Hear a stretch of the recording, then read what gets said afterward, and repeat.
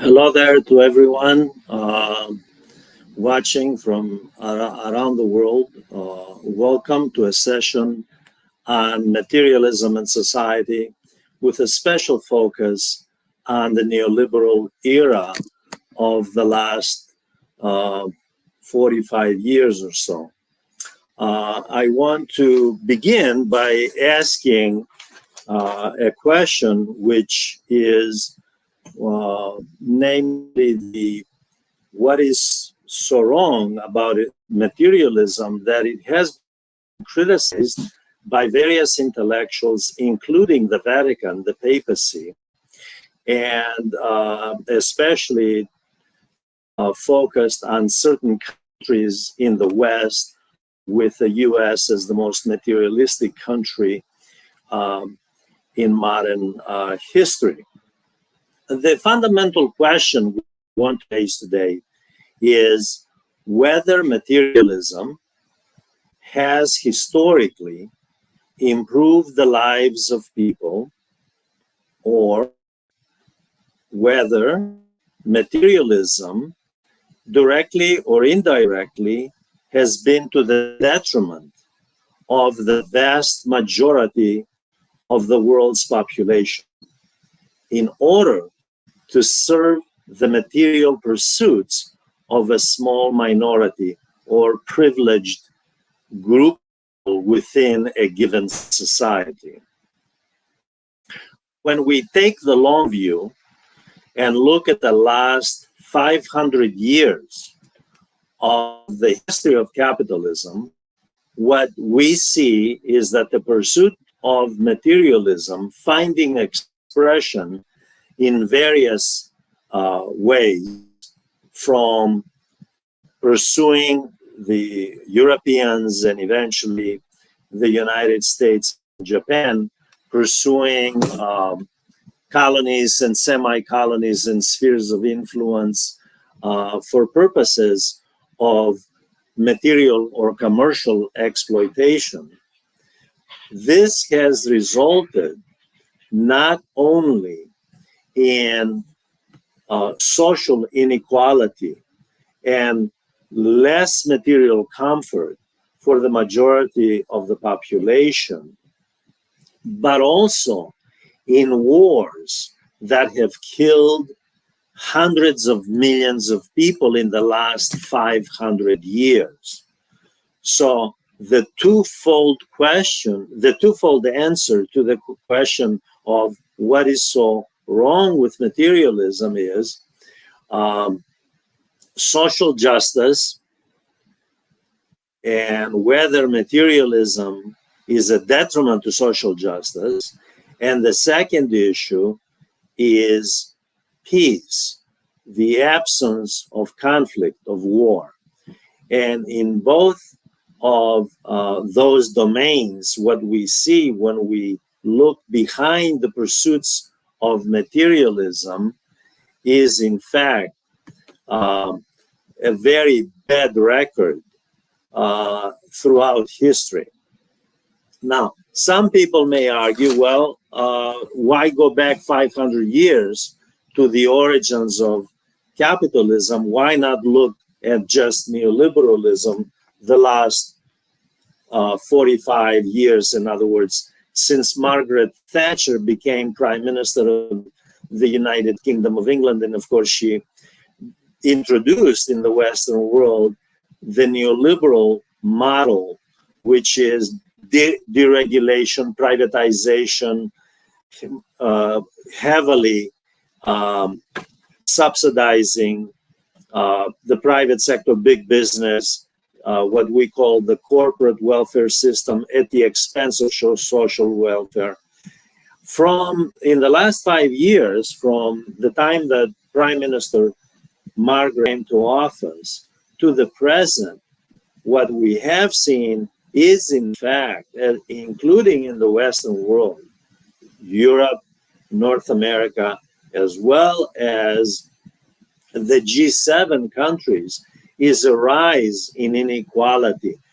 And so social justice, even if we eliminate the last 500 years, in the entirety of the history of capitalism and just focus on social justice under neoliberalism and the neoliberal model, what we see is that social justice has not been served well at all by material pursuit. Now, it just so happens that neoliberalism doesn't just encourage materialism through policies, through fiscal policy, monetary policy, investment policy, labor policy, but it does so at the expense of class warfare, a class warfare against the working class. So social justice has not been served, and it's still not being served to this day. Nor has the domain of peace. We have not had, and obviously we have not had continuity of peace and harmony between nations. And obviously, as we have right now, two conflicts, major conflicts, one in the Middle East, the other in Ukraine, ongoing, both wars of attrition, one a conventional war, the Ukrainian war, the other a war of a conventional state with conventional military, Air Force, Navy, namely Israel, backed by the G7, especially the United States, Germany, the United Kingdom, and France, against civilians, essentially most of them in Gaza, some of course, as well as in the West Bank. And that is not a conventional war. That's a genocide, as the International Court of Justice has concluded, and the International Criminal Court, of course, the World Court, has also backed up that decision by rendering its verdict on the Prime Minister and the Defense Minister of Israel. Now, having said that, I want to start with some history. I'm a historian, used to be a philosophy major, and of course, specialized eventually in international political economy. Materialism has a very long history, and contrary to what many in the Western world believe, that the philosophy of materialism originated around 500 AD before Christ in ancient Greece, with a philosopher named Thales, who was a materialist, and a number of other materialists emerged after him, who believed that, in fact, everything in the universe, all creation, was materially based. The four elements of the universe, of course, earth, wind, fire, and water. The Greeks were, in fact, the ancient Greeks did, in fact, contribute to the philosophy of materialism.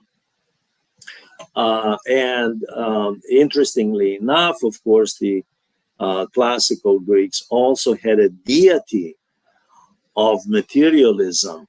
The name of the deity was Plutus. It's a word which means wealth, and it was a deity of plenty. It was a deity of abundance, if you will, just as the term implies. Plutus means riches, basically. However, before the Greeks, there was a movement in India, which one would not associate India necessarily with the origin of materialism. But the fact is, there was a movement. I'm going to try not to kill the pronunciation of this term, but the movement was called Charvakas and Lokayata. This movement, it was a single movement of materialism. Essentially, they believed the same thing as the Greek philosophers, that the universe was in fact material. It was a material universe. that they denied spirituality. They, just like the Greek philosophers, sort of implied that there was illusion to attribute supernatural and spiritual aspects to life, because life was material. The essence of life is materially based. And of course, it's very easy, and this is the interesting thing about empiricism, it's very easy to be an empiricist and to prove the physical universe exists through sensory perception. Very difficult, a very speculative enterprise to engage in explanations about the supernatural and, of course, spirituality. But the philosophy, of course, of the Greeks retreats for the next 1,000 years. It's not that different in the Indian subcontinent either. The fact is that with the fall of the Roman Empire, the new era that lasts for roughly 1,000 years until the rise of capitalism is called the Age of Faith. And in the Age of Faith, the value system was not materially based. The ethics, the identity of the individual, everything, the worldview of the individual, whether in the Christian West, in Catholic West, in other words, what eventually became Catholic West, in the Byzantium, in the Christian East, which became Orthodox, or in Islam, the fact is the focus was on the spiritual world, and the value was in the afterlife and eternal life of the spirit. The value system of the medieval era, the ethics of the medieval era, the worldview of the medieval era, the lifestyle of the medieval era was determined by faith. Hence, scholars who label that chunk of 1,000 years the Age of Faith. Well, the Age of Faith was fine for the nobility, which owned, and a lot of the assets, namely land, because this was a pre-industrial economy, it was an agricultural economy, and it was fine for the upper clergy, who invariably came from the nobility, by the way, in Europe. For the masses, who were serfs and peasants, life was very difficult. So the value system and the ethics of spirituality based on religion, and the focus on spirituality rather, and the otherworldliness, achieving eternal salvation in paradise, was actually an excellent substitute, because this life was not good. This life was horrible. There were many plagues. There were disease. People died of diseases because medical science was not well advanced, not nearly well advanced in the medieval period as it was, by the way, in classical Greece and Rome. We don't have medical advancements of any consequence until after the Renaissance, gradually and really by the 18th century, 17th, 18th century. So the material life of people, of the majority of the people, with the exception, as I said, of the nobility, the aristocracy, in other words, and the upper clergy, with the exception of those people, the lives of the masses were very difficult. Very difficult work. They subsisted. In fact, much of agriculture was not commercial agriculture. It was not produced for surplus to be exported.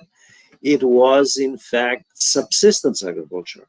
So it was a life of merely subsisting, a miserable life. So you can understand the emphasis of people's worldview. And of course, the church reinforced this. You can understand why they focused on the spiritual realm, because the physical realm was so horrible. With the advent of capitalism, capitalism doesn't, of course, emerge from one day to another. It took a couple of hundred years. It constantly evolved anyway. The so-called long 16th century, as many scholars, from Fernand Braudel to Emanuel Wallerstein and others have pointed out, the long 16th century from 1450 to 1650, that's the consolidation of the embryonic stage of capitalism. And that's when people do become more materialistic. People become more materialistic during that era because there is the rise of the merchants, which coincided, by the way, with expansion of trade, as well as the exploration of both inter-European trade routes as well as extracontinental European trade routes through the Middle East and Africa by a number of Europeans, including the Portuguese in the 15th century, who were the first to go to Africa. So we have the rise of materialism because the mode of production changes. It changes from the feudal manorial to the capitalist mode of production. And we see the rise of the middle class, and the middle class was materialistic. Okay? And in the 17th century, that's reinforced. The commercial revolution, as it's called, by the way, the embryonic stage of capitalism is the commercial revolution, the commercialization of agriculture, going from crops, from subsistence crops to commercial crops for export. And then, of course, small shops that manufactured products. So we go into manufacturing and trade, long distance trade, selling the surplus, trading. This accounts for the rise of the middle class and the rise of the tastes of the aristocracy as well as the upper clergy. The upper clergy, of course, being of a different class than the lower clergy, they were wealthy, to pursue a lifestyle that's more materialistic. In the early 16th century, Martin Luther, the theologian, a professor as well as a monk, he was, when he looked at the Catholic Church, he was astounded how materialistic it was. But he looked at the upper clergy. Clearly, the lower clergy was not materialistic.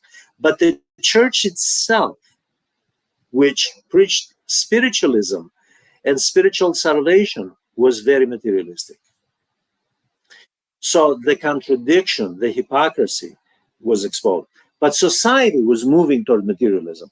And the 17th century scientific revolution, the age of science, Newtonian physics especially, the law of gravity, the fact that Sir Isaac Newton, noted that the universe wasn't created by some super spirit. It operates on laws that are known to man. And those laws, he didn't deny the existence of God, by the way. I just want a footnote here. But the universe operates on laws that are known to man and can be discoverable to man through mathematics and empirical observation. This was a very important consideration.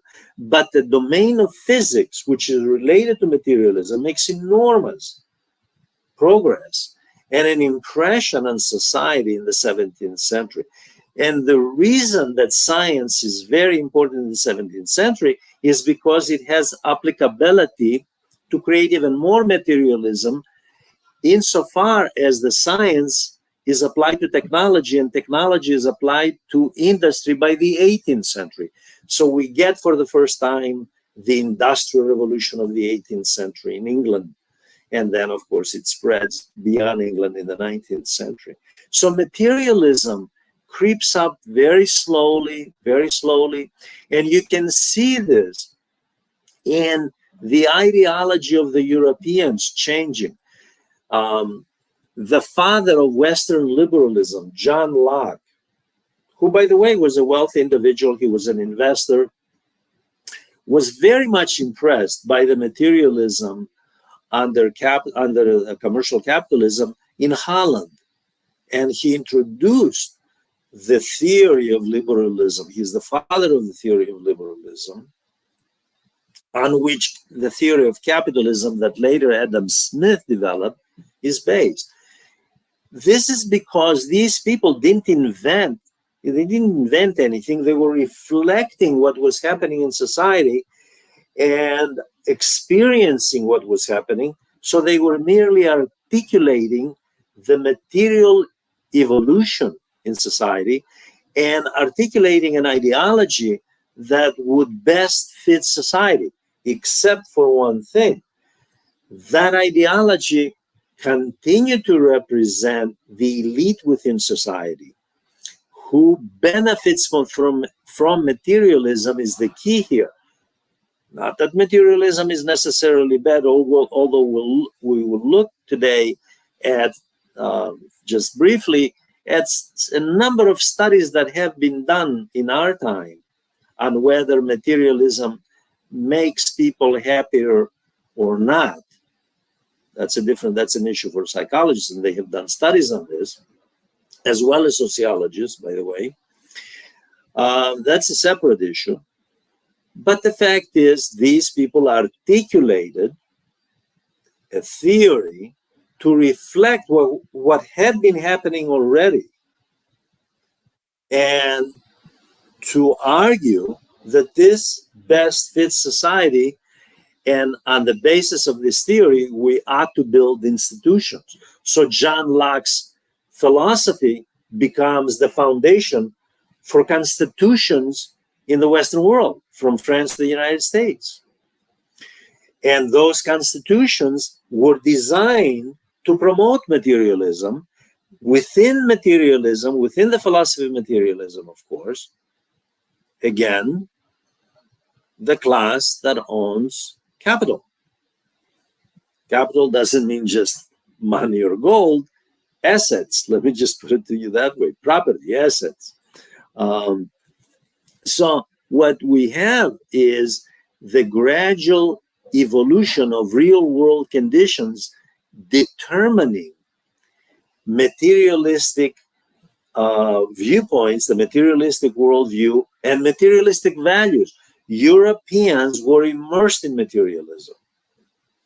By contrast, when you examine the Indian subcontinent as well as the Middle East, from the 15th century, the long 16th century, in other words, it starts in the middle of the 15th century, when capitalism was consolidating, beginning to, in its embryonic stage in the West.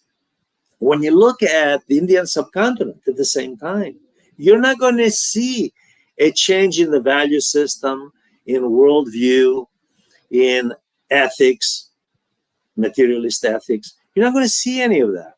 You only see it in the West. Why? Why didn't we see it all over the world? Why the West? Because the West was the one undergoing scientific, technological, industrial changes, becoming more materialistic. Hence, the materialism worldview emerges, and it finds expressions in the ideologies and the philosophies of various thinkers throughout the Western world.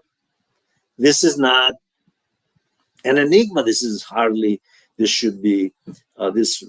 should hardly be a surprise. In other words, it would have been amazing if they did not pursue this line of thinking. The 19th century, by the way, especially from around the time of the 1830s revolution, the minor revolutions in 1830, from 1830 all the way until the outbreak of World War I, that era, much of the 19th century, in other words, all the way to World War I, the outbreak of World War I. This is called the age of materialism in history, in the West. This not in the East, just in the West. Well, what happened in the age of materialism? The second industrial revolution during that period, which expands throughout the northwest continent of Europe. It expands to North America, the United States and Canada. It expands to Japan in the late 19th century for those countries, by the way. And at the same time, what we see is these countries that are indeed materialistic are all in pursuit of global markets, whether it's directly through colonization in Africa, in Asia, or indirectly through spheres of influence. Like China, for example, was too big to be colonized by anyone, by any European country or Japan. So they divided it into commercial spheres of influence. Russia, Japan, the Europeans, the US had commercially carved up China. From the first Opium War in 1838 through the second Opium War in the late 1850s, through the Boxers' Rebellion in 1899, and down to the occupation of Manchuria by Japan in 1937, China was carved up. It was carved up into zones of influence. All of Africa was partitioned. All of Africa was partitioned by the Europeans. Africans had no sovereignty. The Middle East was divided. The map of the Middle East was drawn up by the Europeans. So the Europeans, in pursuit of materialism, determined the fate of the rest of the world. So this is a lesson on how dangerous materialism has been. In pursuit of materialism, for whose benefit back home? Not everybody's. The benefit of those industrialists and bankers and commercial interests profited from these enterprises. At the same time, in the age of materialism, 1830, 1914, what do we have? We have all sorts of wars. I mentioned the first Opium War, there was a second. And there were all sorts of wars of imperialism from 1870. They're called wars of imperialism. This is the term for it. From 1870 to the outbreak of World War I, the Great War. Mostly concentrated in Africa and Asia, by the way. There was also one in Latin America, involving the United States, in the Caribbean, basically, against Spain, the old world power, Spain, against the new world power, the United States, the Spanish-American War, which in the process, the United States acquired the Philippines, which people I'm sure know these days, the US has a very close relationship and is using the Philippines as a counterweight against China right now in the South China Sea. So The pursuit of materialism is for the amassing of huge profits by certain limited interests using methods of aggression, of war, at the expense of whom? Now, it has been argued, I should tell you that, I used to, when I was teaching higher education, students often asked, well, isn't it true that the working class of the advanced capitalist countries were always better off? That's absolutely true, and it's true today. It is true today. In other words, the implication, especially the graduate students caught on to this, is that, wait a minute, it's not just the capitalist class, it's the working class. It's the fact that the working class, because of imperialism and the pursuit of materialism, there is the upward mobility of the working class, making it into the middle class. So the pursuit of materialism actually accounts for upward mobility, upward class mobility in the entire Western world, as well as in Japan. So how can we say that it's just the capitalist class? It's true that a middle class was created, a huge middle class in the core countries. And it was also true, by the way, throughout Africa, in the Indian subcontinent, as well as in Latin America, which were independent countries, but essentially economically so dependent on Northwest Europe, and gradually after the Spanish-American War transferred dependence to the economic dependence to the United States, and eventually military dependence after World War II. There were also within those countries, in other words, what we call today the global South, elites which were co-opted, and they included middlemen from the global South who dealt with the core countries, and they made money, and they also included top government officials who, of course, had to pursue policies to accommodate foreign capital. So materialism, yes, helped the elites of the global South, because without the co-optation and cooperation of the elites of the global South, the West couldn't do anything, as well as Japan, not just the West, by the way, could not do anything. They could not succeed in the pursuit of materialism. So the key for materialism's success is the co-optation of the elites of the global South.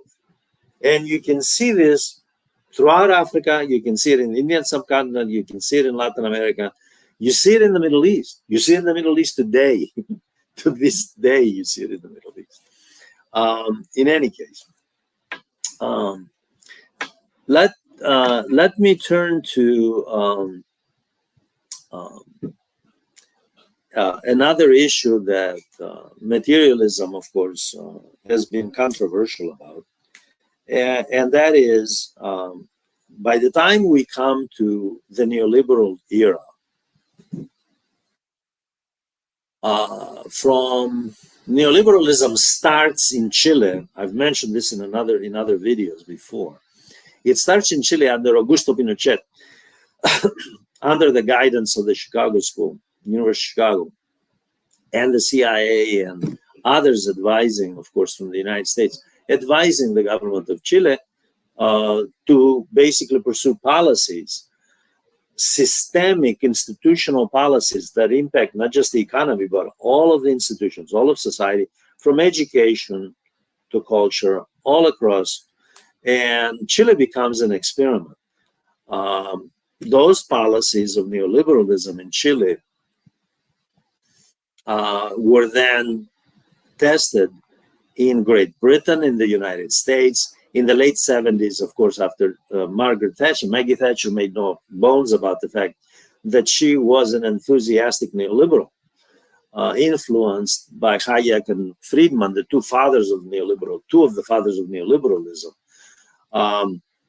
So what we have is the triumph of materialism under neoliberalism, because neoliberals ardently believe that the value system of society must rest on materialism of the individual.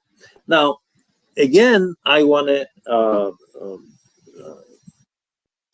pause here and point out that materialism is multidimensional, and you can't say to someone in East Africa, where invariably there has been chronic and periodic drought conditions,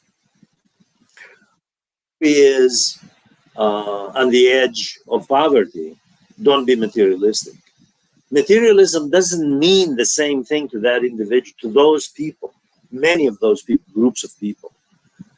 Or, for example, to the homeless in Los Angeles. And compare them with what materialism means to a stockbroker in London who celebrates materialism and whose only goal and whole body of ethics is materialism. So there's a difference. I want to make sure people understand. There's a difference between having the basic needs to survive and pursuing a value system of neoliberalism which celebrates greed and celebrates the accumulation of wealth for its own sake at the expense, because wealth has to come from somewhere, by the way. Let's not be naive about this. Wealth doesn't fall from the sky. It's created by human beings, by people. Human beings, workers, create capital. Their labor creates capital. So what we have is state policies that essentially transfer income. And the last 45 years are an example of that in the West and eventually in the world. They transfer income from the bottom classes to the top, and we see immense wealth concentration and the celebration of that. The heroic individual is the super rich person. And here I'm gonna inject another thought that about materialism, because a number of sociological studies that have been done point out that people believe the media hype and propaganda, which tells them unless you are materially successful, you're a failure. And it's your own fault for being a failure. It's not the system which has made you poor, because not everybody, if everyone was a billionaire, there wouldn't be any production. Everybody would be poor because nobody would be working. So the idea that the myth of the neoliberal myth of prosperity, neoliberalism will build prosperity and will bring material comforts to all, is nothing but a distraction. The fact is, the neoliberal material concentration reflected through policies, through fiscal policy, monetary policy, investment policy, labor policy. These are policies intended to concentrate capital, deprive the vast majority, the working class and the middle class, transfer that capital through corporate subsidies, transfer the capital from social welfare programs to corporate welfare, And what we have is materialism, of course. For what? For the largest, for the richest rather, the richest individuals of society, of any society, by the way.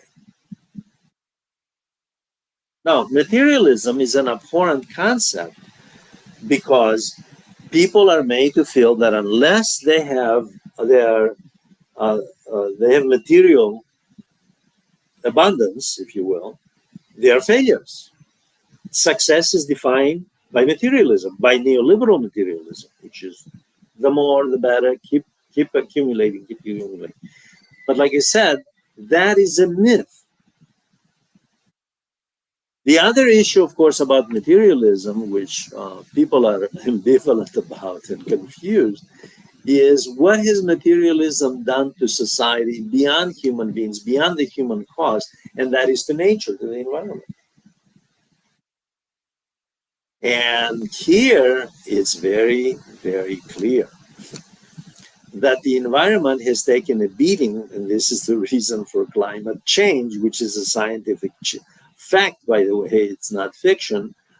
Climate change is not the result because of the materialism of some homeless person in Los Angeles or the people living in shacks in Rio de Janeiro or some poor farmer in Kenya. That's not who's responsible for the destruction, for the pollution of the planet. It's the industrialized countries, and within the industrial, you can't say countries because that means everybody's responsible. It's those individuals who profit from industrial policies that create the pollution. There is, if you follow the money, there is a trail, and the trail leads to specific people. It's the banks, the shipping companies that are involved, it's the manufacturers that are involved. All these people in pursuit of material accumulation, material wealth,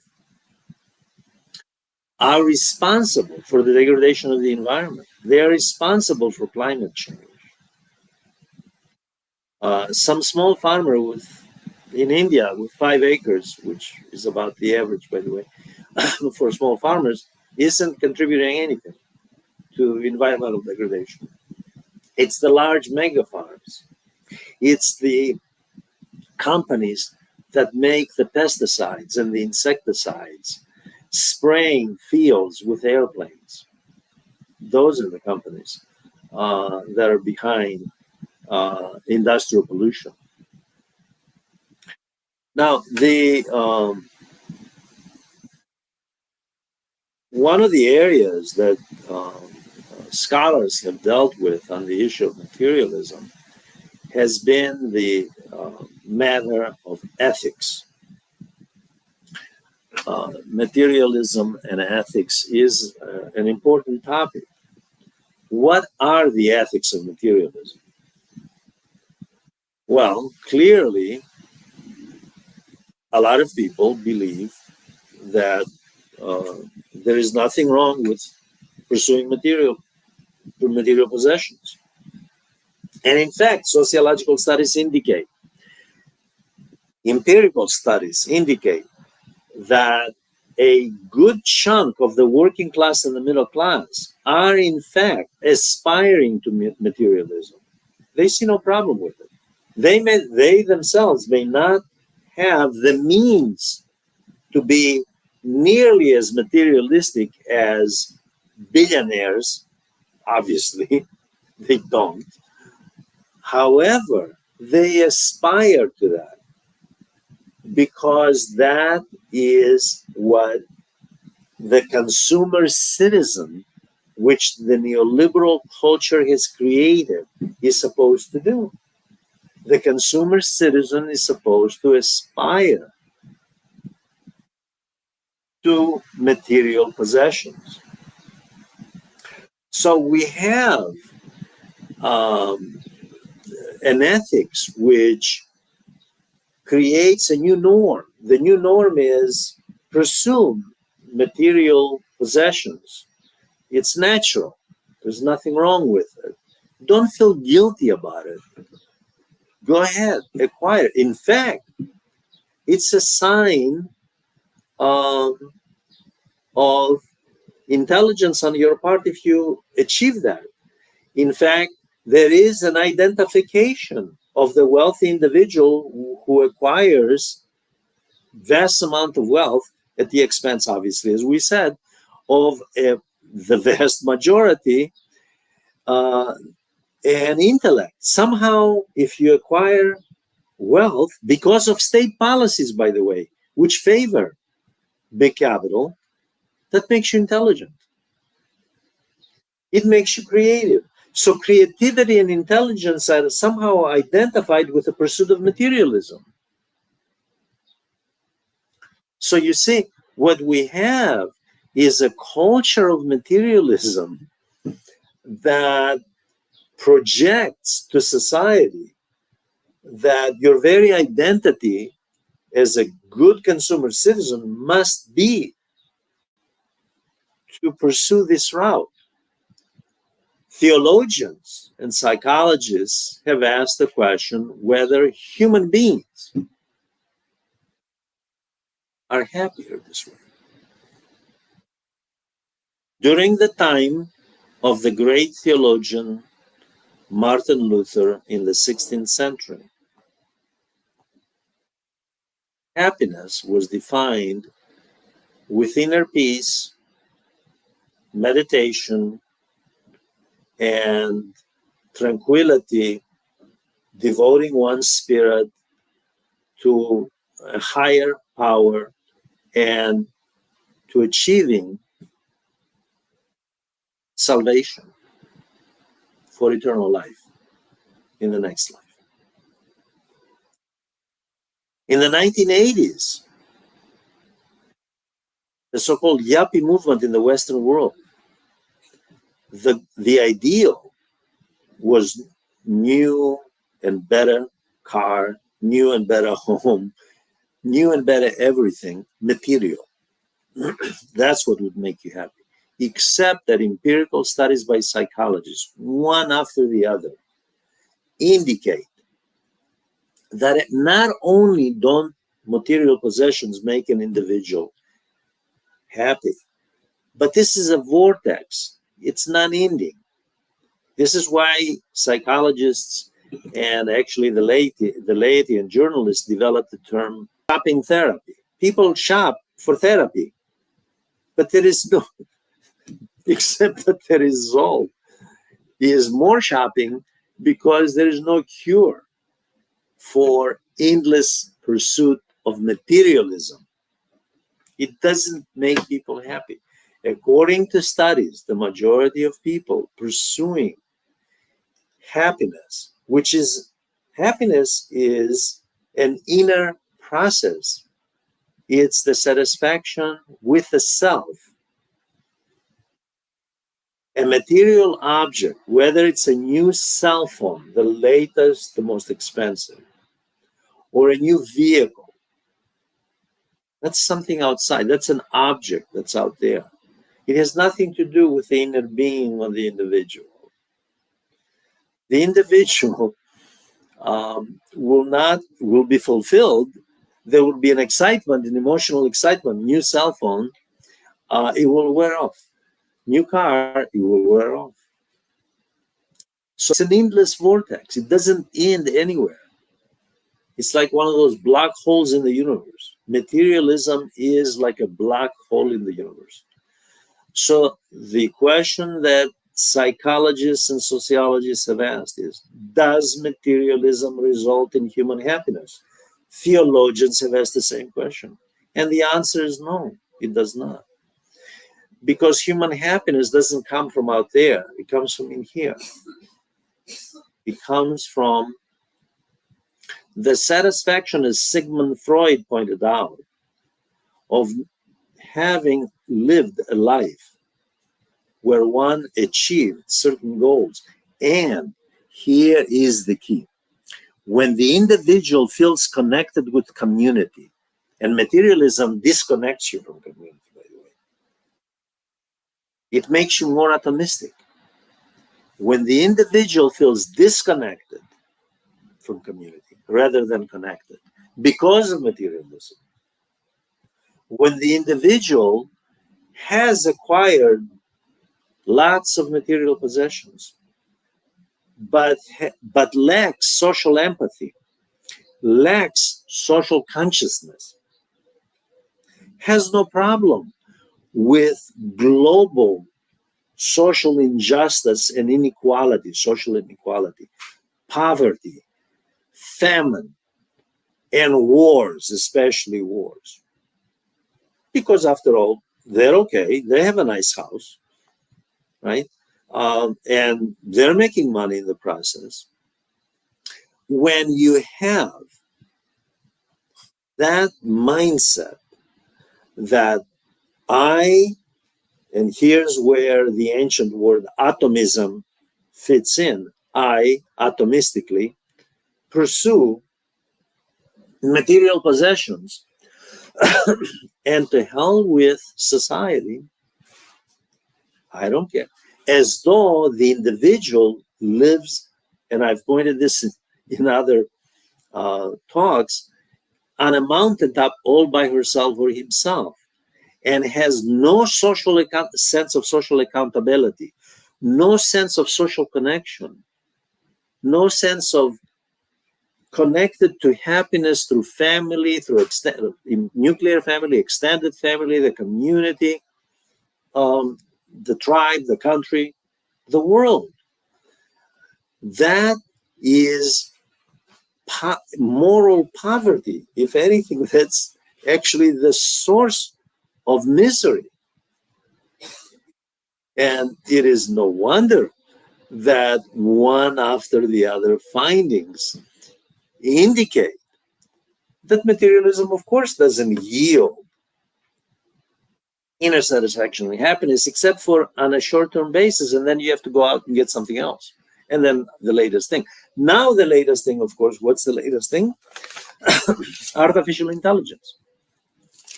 Artificial intelligence is the latest thing. It's going to make you happy. It's already made you happy, because when someone answers the phone, it's actually an artificial intelligence device, and it talks as though it's a real human being, and you feel good about it. So people are conditioned to accept as the norm, the materialist status quo, which has been proved empirically not to promote happiness, by the way. The myth that materialism is somehow connected to happiness and success is nothing but that. It's a myth. It isn't.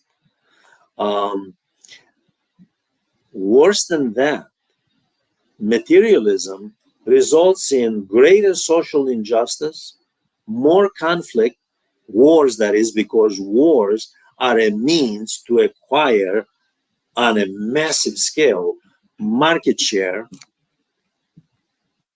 and to make money.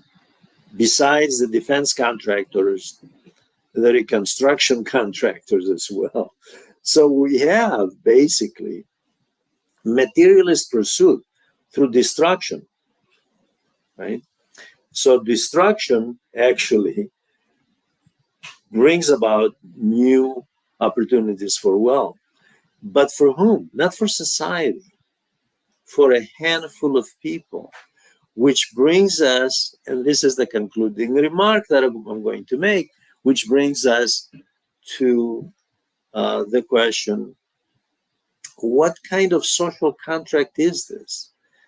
A social contract based on materialism that serves the interests and the needs of a handful of people to the detriment, not of the many in the community, in the country, but in the world. Because when you look at world statistics, by the way, a handful of people, billionaires, own a disproportionate percentage of wealth in comparison with the bottom 50% of the world's population. That's 4 billion people, by the way. So uh, this is basically the gist of it about materialism, which on the surface, like I said, well, you can say, well, materialism is um, an innocuous concept. Who doesn't want to have material possessions? But in the extreme, what we have is social injustice and war as a result of the pursuit of materialism. I thank you for listening. Until next time, thank you very much.